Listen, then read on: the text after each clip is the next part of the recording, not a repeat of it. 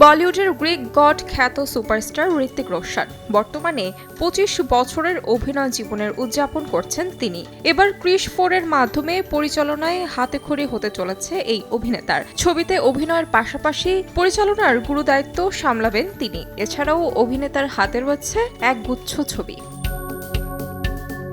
তবে এবার ২৫ বছরের দীর্ঘ অভিনয় জীবনকে পেছনে রেখে এখন তার দৃষ্টি আন্তর্জাতিক আকাশে। সম্প্রতি এক অনুষ্ঠানে তিনি ক্রিস্টোফার নোলানের সঙ্গে কাজ করার প্রবল আগ্রহ প্রকাশ করেন। এরপর থেকেই জল্পনা তুঙ্গে। তবে কি এবার নোলানের হাত ধরেই হলিউড যাত্রা শুরু করছেন তিনি? যুক্তরাষ্ট্রের আটলান্টায় আয়োজিত একটি সম্মেলনে ঋত্বিক রোশন বলেন, আমার প্রথম স্বপ্ন ছিল বাবা রাকেশ রোশনের সঙ্গে কাজ করা। কাহো না প্যার হ্যায় ছবিতে সেই স্বপ্ন পূরণ হয়েছিল। এখন আমার নতুন স্বপ্ন, আমি ক্রিস্টোফার নোলানের সঙ্গে কাজ করতে চাই। তার এই মন্তব্যে অনুষ্ঠানে উপস্থিত দর্শকদের মধ্যে প্রবল উচ্ছ্বাস ছড়িয়ে পড়ে। এমন আন্তরিক ইচ্ছা প্রকাশ হলিউড ও বলিউড উভয় মহলেই সাড়া ফেলেছে।